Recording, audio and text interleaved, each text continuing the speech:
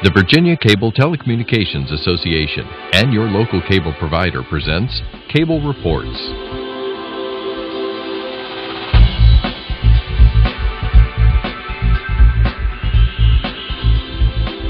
Join us now as Cable Reports brings you up to date on current issues facing the Commonwealth through discussions with your local legislators and other policymakers from across Virginia.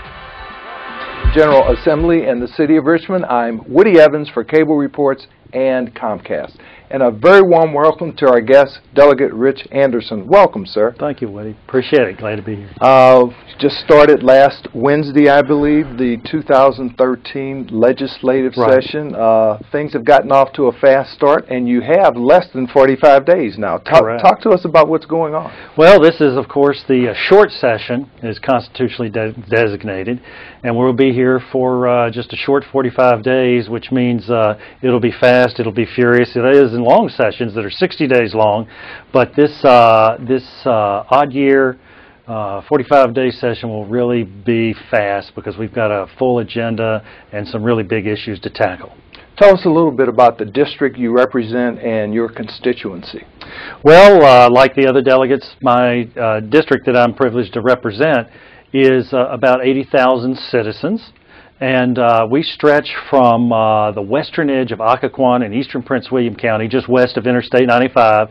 We go all the way across the county, the 51st House District does, to through south of Manassas and then out into Brentsville to Nokesville. And I even have 41 homes in the Gainesville zip code, so I have a very long district. You could call me the cross-county delegate. It does stretch from one end of the county to other. So I have a really diverse constituency. In the eastern end are those folks that live in the congested, fast-paced, densely packed parts of the county that are highly developed. All the way out as you go west, it becomes increasingly rural, and with perceptions that exist in those rural areas, which principally is they love the pristine nature of their area of the county and want to refrain from any sort of extensive congestion or big development. Now, I assume that some of the issues have remained the same. The economy, for example, job creation. Virginia has fared well in terms of unemployment. I think it's down to 5.6% from a high of about 7.5% in 2010. Are those the kinds of issues that you're still hearing a lot about from your constituents? Oh, yes, because the economy, jobs, employment, transportation, all of those things are inextricably entwined. An effect in one has an effect on the other. So those are definitely the issues that I hear about as I knocked on doors. I first ran in 2009, and when I ran, my wife and I and a few members of our team knocked on 27,000 doors. That was a consistent message that we heard from February of 2009 all the way through Election Day. I heard it in 2011 knocking doors, and I probably knocked on an additional 10,000 doors during that period. And over the last 18 months, I spent a lot of time at the doors because that's the only way to get the flavor of what your neighbors are thinking. I knocked on, we keep records. I knocked on another probably 7,000 doors over the last year since the last election in 2011, and I continue to hear the same message that buttresses what we heard in 2009, 10. And then, of course, in 11. And I think those will be the same issues through the coming year. And it's pretty busy here. I know you have a busy schedule. Most people don't realize how difficult a task this is. Give us an idea of what a day in the life for a Delegate Rich Anderson is like. Well, mine, I've probably taken leave of my senses. I spent 30 years in an Air Force uniform, retired a little less than 4 years ago, and so I was always in positions of increasing responsibility through those 30 years that just required your total absorption in work. It's just the nature of military life. So it's kind of the way I'm wrapped, and so I find myself here. I will typically get to the office at around depends on what's going on that day. Usually the earliest is 6:30, sometimes 7:30, certainly no later than that. The morning usually consists of subcommittee meetings and then also committee meetings. then we have a caucus meeting at either 11 or 11:30 for the Republican caucus to talk about business that's going to come before us on the floor that day. Down the hallway, the Democratic caucus convenes to talk the same issues and just talk about their methodology for moving legislation that day.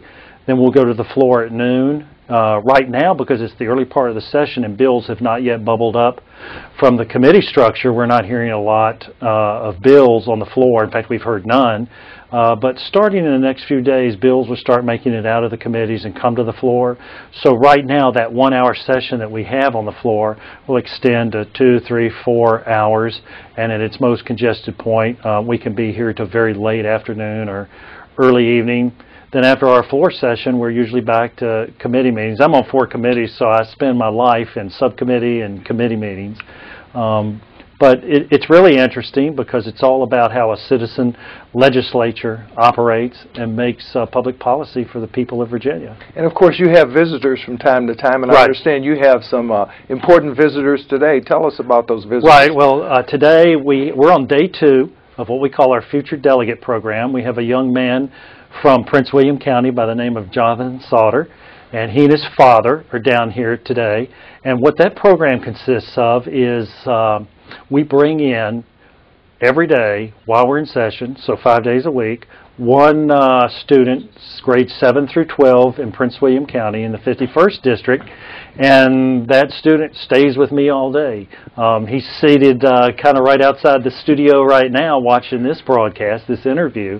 And then he'll stay with me for the rest of the day and just get a flavor for what public policy making in the legislature is all about.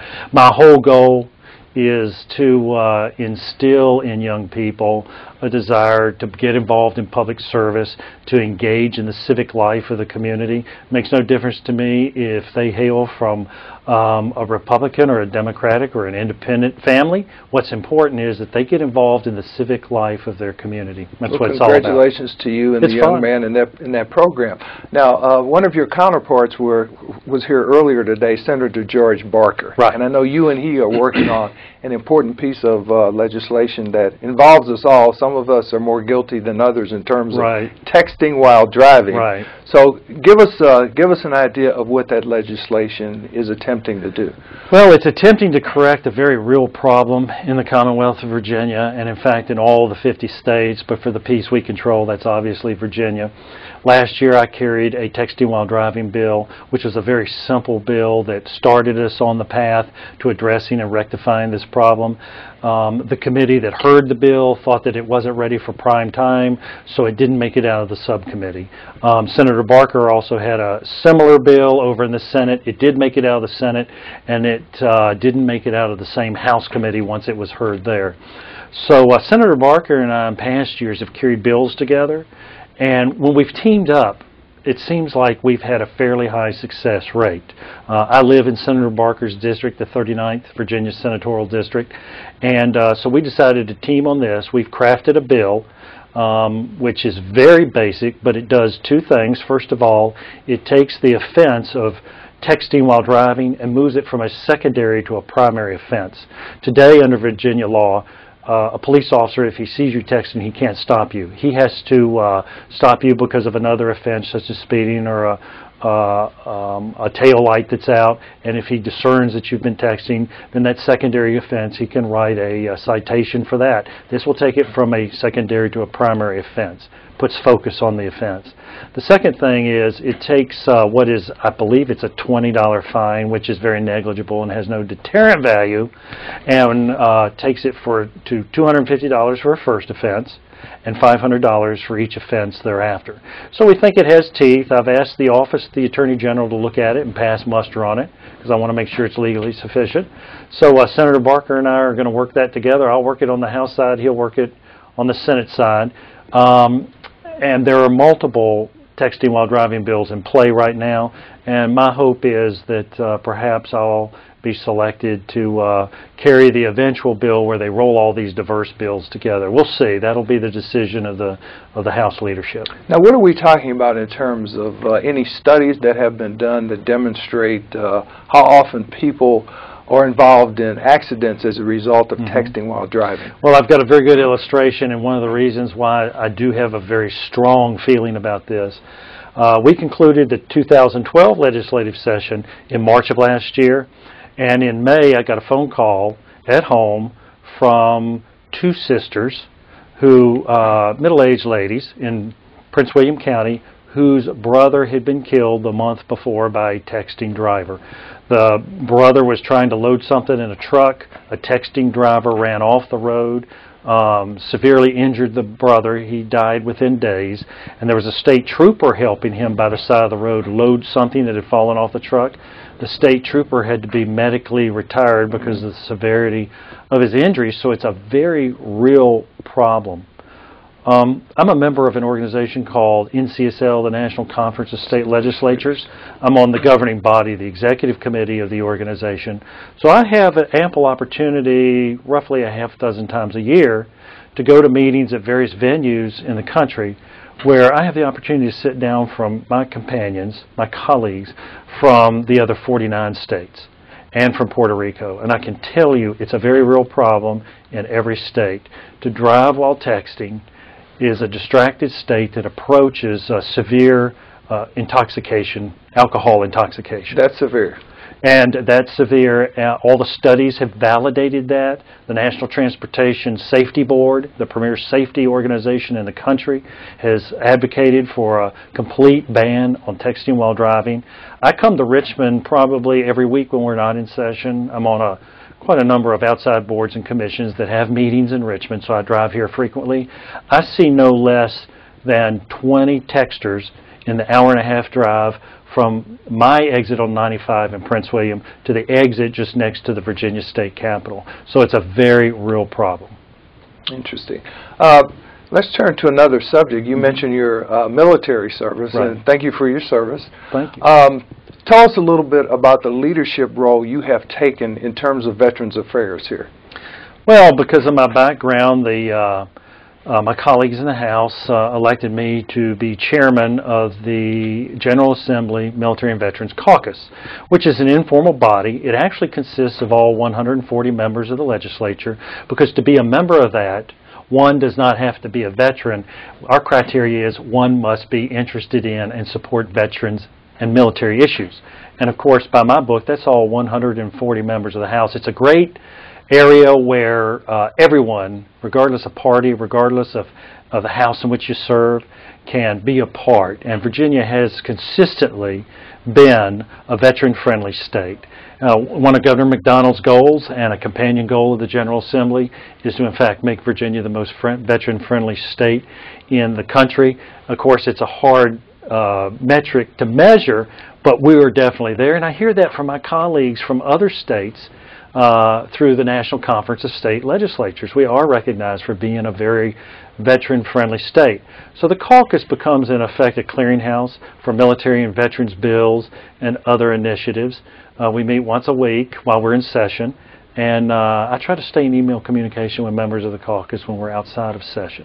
So I really enjoy it.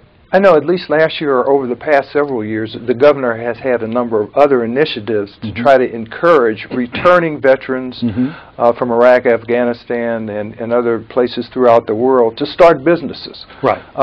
What kinds of efforts are you and your colleagues making in that regard? Well, last year, the state agency in the executive branch that oversees veterans matters, the Virginia Department of Veterans Services, created a program through executive action. Didn't involve the legislature, involved executive action, called the Veterans Values Program, and Virginia Veterans Values Program, called V3 for short. What that consists of is Virginia is using a vendor in the Hampton Roads area who has designed a curriculum, travels the state, and meets in a conference setting with large numbers of business leaders in order to explain to them the value of actively identifying, recruiting, hiring, training, and retaining veterans in their corporate workforce, on the premise that military veterans have a very strongly defined and developed work ethic, and they make great employees. They're very flexible. I mean, that's the nature of military life. So they're what we call plug and play in all kinds of specialties. So this trains businesses on who to seek out within the veterans community to fulfill specific needs in that business. We've done some of those in Prince William County, and there have been literally hundreds of businesses that have come to these seminars and have signed up, committed themselves to hire literally thousands of veterans. And so it's a great program. It's a win-win for business, and it's a win-win for veterans throughout the Commonwealth. Great. Sports and concussions. I know Yes. you have a great interest in the issue around concussions. Talk to us about that. I do. In Prince William County, and there have been other places in the Commonwealth, but Prince William County brings it home to me. I was approached by Prince William School Board member Gil Trenum and his wife Michelle. They unfortunately 2 years ago had a son who sustained a severe concussion in high school sports and took his own life, which just shook the county to its very foundation. And it highlighted this very critical issue of sports concussions for young people. I was absolutely unaware of this. I had never experienced it personally, but the experience of the Trenum family brought it home for me. I began a series of discussions with them about introducing a piece of concussion legislation that outlines various protocols, training, and awareness about sports concussions for teen sports. And so that is now, I've introduced that. That's making its way through the process here in the legislature.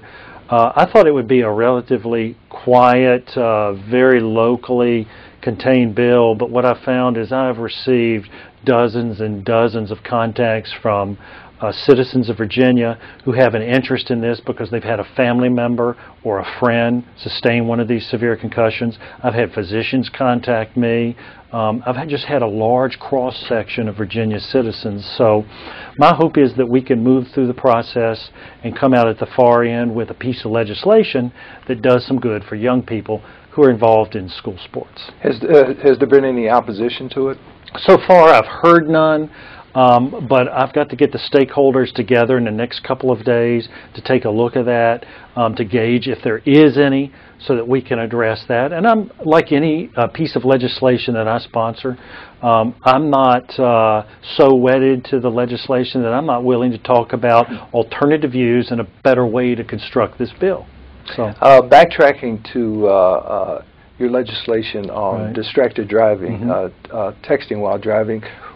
What have been any of the substantive objections to that piece of legislation? So far, I've heard none. If there is any, I'll hear it within the committee structure as we debate and folks step forward who either support or oppose it for one reason or another. Great. Now, the governor gave his State of the Commonwealth address last week. Two big surprises there. The first would eliminate the gas tax in the state of Virginia. That's the first time any state would ever do that.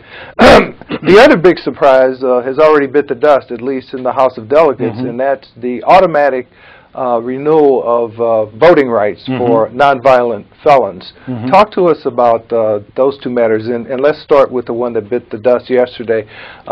Were you surprised with the governor's announcement about that, number one, and were you surprised at its early demise? I was surprised. Yes, on both counts I was surprised. First of all, the governor really surprised us with that one, but I did find it appealing. Now, there's a piece of me that had some concerns about it because here in Virginia we have taken a very cautious approach to the restoration of voting rights for convicted felons.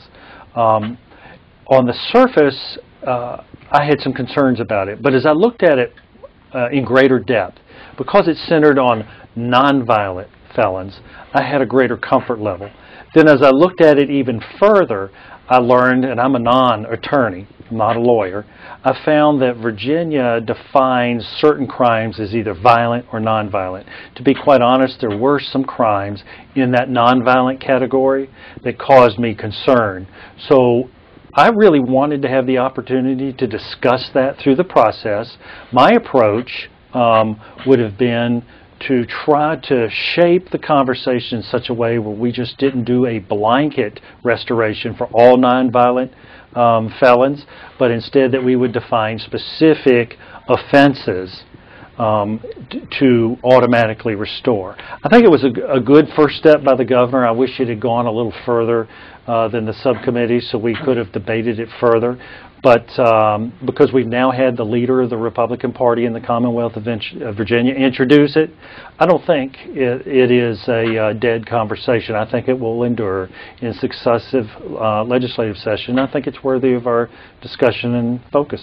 And I suppose there's always the chance that the Senate will take it up and then it'll come this way. Right. Who knows? Exactly. We'll just see how it fares if a Senate version comes over. Right. Now, as the law stands now, and I believe it's a constitutional provision, the executive, being the governor, has the opportunity on a case-by-case basis to make those determinations. That's correct. Now, I've always thought, when I first came into the legislature and learned about the restoration of voting rights process, I've always thought that the process that the Constitution of Virginia defines is cumbersome.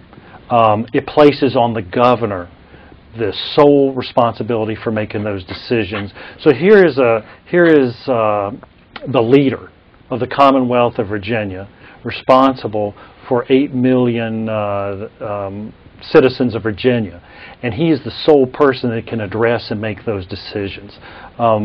At the very least, I think that process, we should have a substantive dialogue about having that done by another lower level official so that it doesn't have to go through this laborious process of being heard by the governor. That said, Governor McDonald's gotten good marks from both parties for moving these things through very quickly, and regardless, if we retain the same policy, I would hope that the next governor of the Commonwealth would continue to have a invigorated process in place so that it's heard in as timely a way as possible. Now back to the governor's proposal on transportation. It has a lot of moving parts, and of course, doesn't it? Transportation has been around that issue for years, certainly since you've been here, and it affects the economy of the state. It affects the ability to maintain and attract new businesses, but part of the controversy involves the expanded use of the sales tax to fund transportation.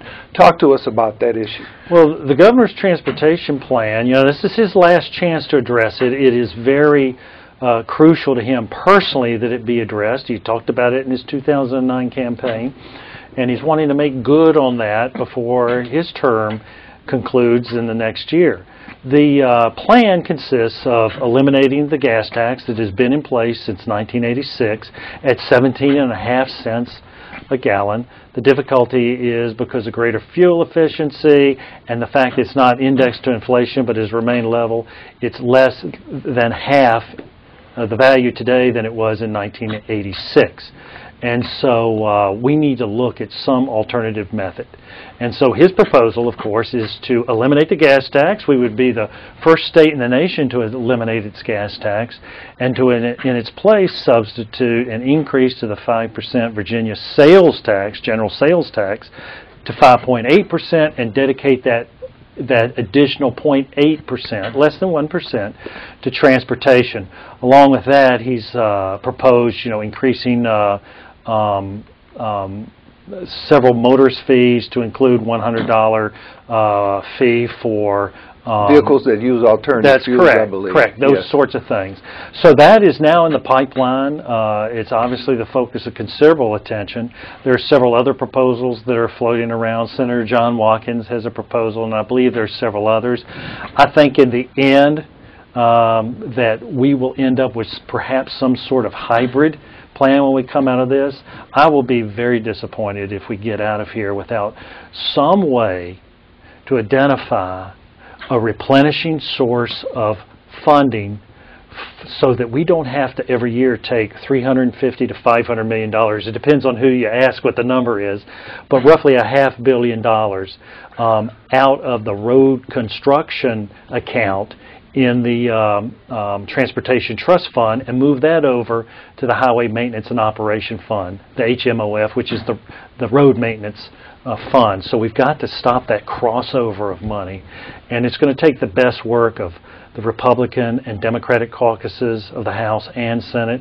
If we really put our minds to it, I think we can move this ahead in a bipartisan way. The challenge is it's a short session, and for some people it's an election year, and the challenge is in front of us. The question is, how will we answer it? And of course, there's construction going on in Prince William County. Tons of it. The hot lane, I believe, right. is going to is under construction right now. Is that being done through a public-private partnership, or how is that being funded? It's being done through the Public-Private Transportation Act in Virginia, which is an act that, because of the huge expense of these mega projects, particularly with highway maintenance and construction, the state simply doesn't, public bodies simply don't have the revenues that are required for these very large projects in the congested areas of Northern Virginia and some other areas of the state also. So as a result, it requires the public and private sectors to partner together in a free enterprise arrangement in order to fund these crucial road projects. The one that's underway right now, of course, is the Interstate 95 Hot Lane project. It has been contentious in our part of the state. The 495 Beltway portion is now done.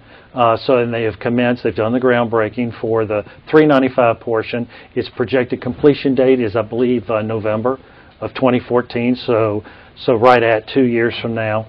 And I think it's going to help alleviate traffic congestion. It has done so in about, I'm told, 8 other communities in the country that use hot lane systems. My concern is the fact that we have introduced in Northern Virginia one element that exists nowhere else in the country, and that is the slug system, whereby individuals line up, pair up with a driver, create a situation where each vehicle then has 3 riders and can use at one time the HOV lanes with 3 people in the vehicle, and then now, of course, we'll be able to use the hot lanes at no charge because they have 3 people in the vehicle. I just want to make sure that some unforeseen element of the hot lane process doesn't dampen that, because it's a great free enterprise system where people get together in a very workable transportation solution. Senator Barker and I have talked about this at length, and if it looks like it's going to chill the slug system in any way, we're going to try to take mitigating measures. A real private cultural initiative that you don't want to see It's go a great example of government, leave us alone, let us figure a fix out, and it's worked. Great. Well, thank you for being here today, Delegate Rich Anderson. Thanks, good luck on the driving while texting and your veterans initiatives. We appreciate your public service. All right. Thank you very much. Thank you for watching Cable Reports, brought to you by the Virginia Cable Telecommunications Association and Comcast. Until next time, I'm Woody Evans.